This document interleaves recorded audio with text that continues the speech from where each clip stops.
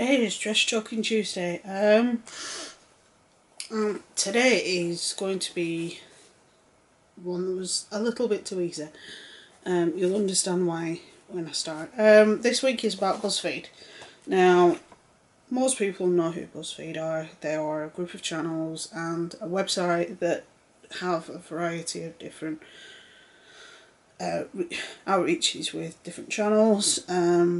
But they are essentially known as probably the group of the channels that are probably the worst channels. They are notorious for treating their staff bad. I will try and put a playlist together of all the people who have left BuzzFeed and the reasons why, which I'll pop up above. And it's a little bit disconcerting that this is happening. I do know we have a BuzzFeed office somewhere in this country. I think it's down in London somewhere. But I never worked for him, right? One common denominator I've seen between some of the videos of the reasons why people have left is because BuzzFeed generally try and push quantity over quality, and they want as many viral videos as they possibly can within a set period of time. They have to have a vast majority of their videos go viral for them to make money and such. And the more videos you make, the more money you make. But they have to be viral-ish. But a lot of the time, because people follow them, that's why they get things that go viral. I do know that this is one that Kenny's mentioned and a couple of other people have mentioned. Like I said, I'll try and put the playlist together where people explain why they left. They have no creative control. By this I mean that if, say, for example, I work for BuzzFeed, never going to happen, but if I work for BuzzFeed and I created a series about books or something, if I left BuzzFeed, I couldn't then reproduce that series again without them suing me, because they own creative rights to that particular series, even though I created it. A lot of people said that they had an issue with that, but there was nothing that they could do about it, because it was what was in place through their contract.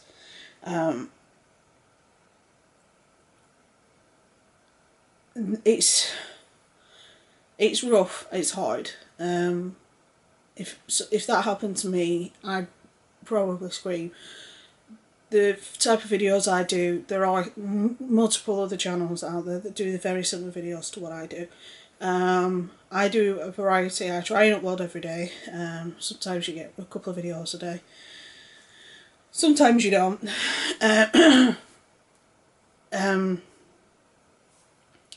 But I have a set thing, and if I work for a company that said you can't post this or you can't post that, or if you leave you can't recreate that series, it would break my heart, because my videos, granted, aren't expertly edited with the best software in the world, or have the best lighting, or have the best camera. I'm doing what I've got with the budget I have. I don't have a lot of money. I need a new computer, but there's nothing I can do about that. Nothing. Until I get enough money for a new computer. It's like I said, the money that I got for the camera, I gained that through birthday money and things like that. So, and Christmas money, it all got saved up to go for the camera.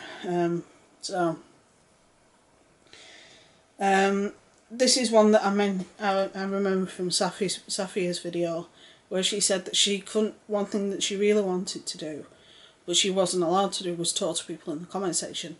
I do talk to people in the comment section. There will be times I don't respond back, or I don't authorise messages, either because I know it's going to cause an issue in the comments and I just don't want that issue in my comments. I'd rather just not have the comment there. Or I will engage in a conversation. Sometimes it's like banging your head against brick walls, particularly when I do these type of videos.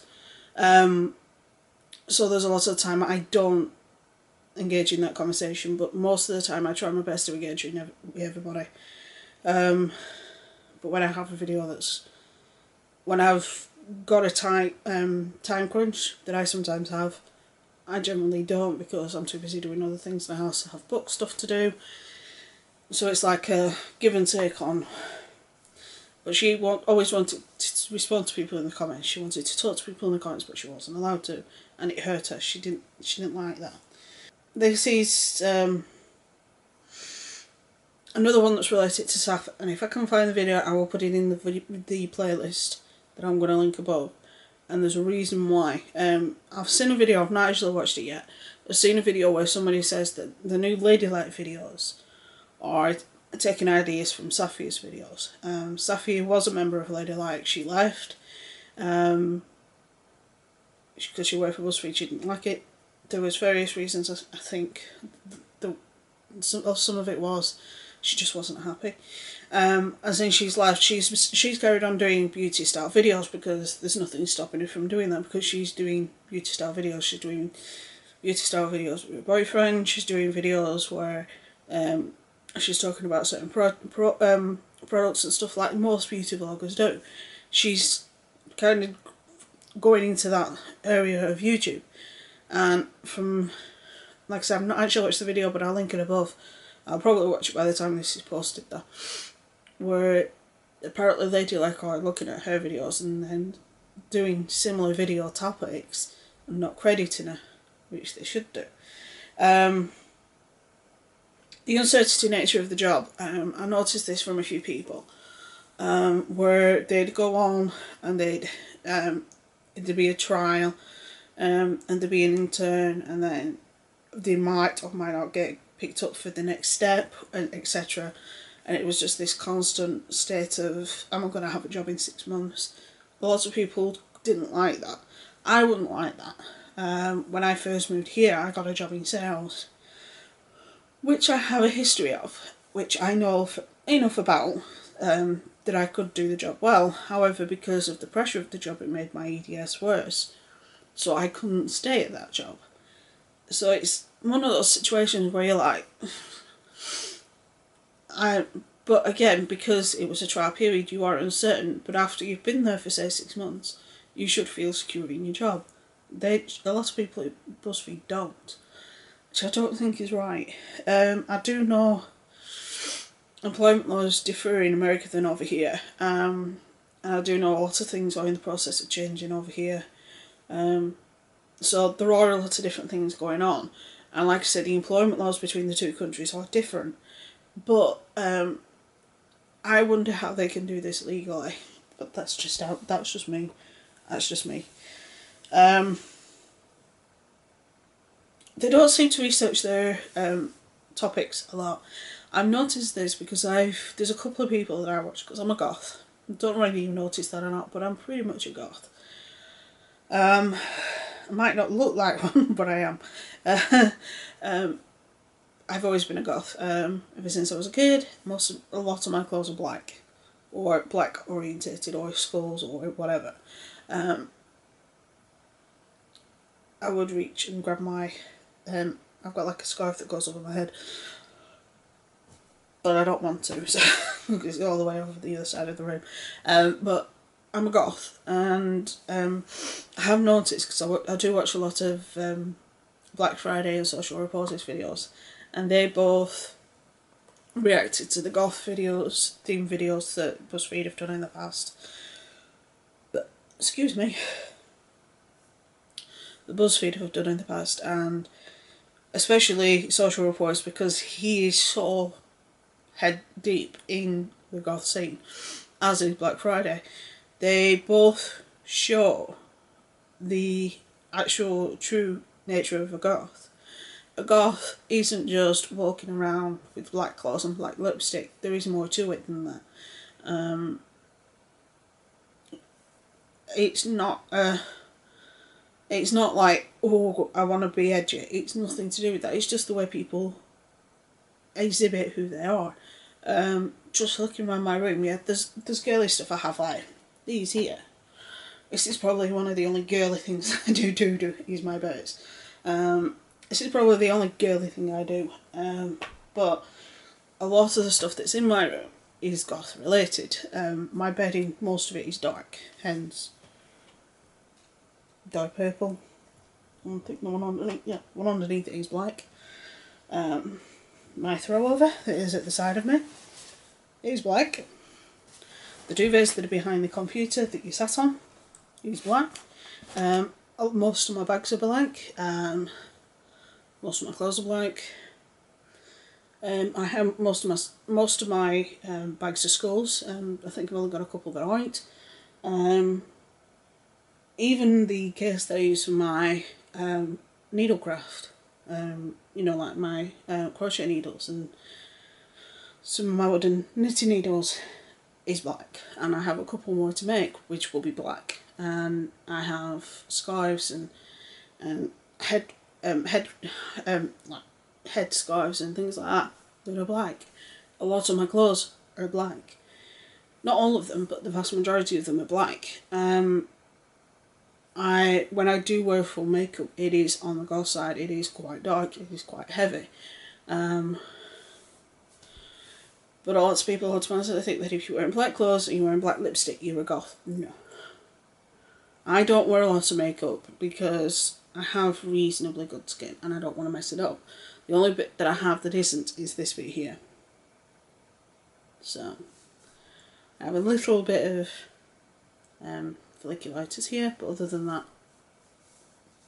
pretty much okay. So, but the fact that they say that something's goth when it isn't, when literally just watching either one of Black Friday's or one of Social Repulse's videos will show you what goth is. So, they don't allow stuff to do videos that are unlikely to go viral, which I think is horrible, because there are instances where some people have said, I've always wanted to do this type of video, but I've not been allowed to, because they don't think it fits, which basically means that they don't think it's going to go viral. They want higher level of viral videos that will earn the money and that are ad friendly. They don't like controversial videos in the slightest. I know when they was doing the LGBT stuff, they were very much catering to a set group on the internet, and they weren't thinking about the entirety of the LGBTQ community. They were only thinking about one specific section, which to me isn't the best way to do it. But like I said, they try their best not to do things that are going to be controversial on the video side of things, but their articles can be. There was the whole fiasco of the leak that they did last year prior to the election that was a big problem, and there probably will continue to be issues. But at the end of the day, there's nothing anybody can do, because they are operating within laws that they have to operate within. Like I say, I do know the employment laws do differ in this country, and they are in the process of changing. So, but hopefully, eventually, they will sort of realise what's going on and realise that not everything has to be about virality and being ad friendly, because sometimes to push an envelope you have to be advertiser, not friendly. As God, I pretty much mention him every video. I'm not obsessed, honestly. As Philip Franco would say, he's not bothered about being ad friendly. Hence why he has a t-shirt saying my mum thinks I'm ad friendly. So anyway, I'm gonna record another couple of videos so that I can edit them over the next few days. Tomorrow's video is about why I write. For those of you that are new, hi, I'm Simone, I'm a writer. I was a writer before I was a YouTuber, don't worry, I've been writing for years. So I'm going to record that video in a second, and then Thursday's video is about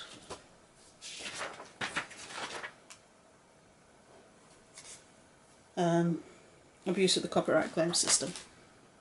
So, stay safe, have fun, be good, and I will see you tomorrow.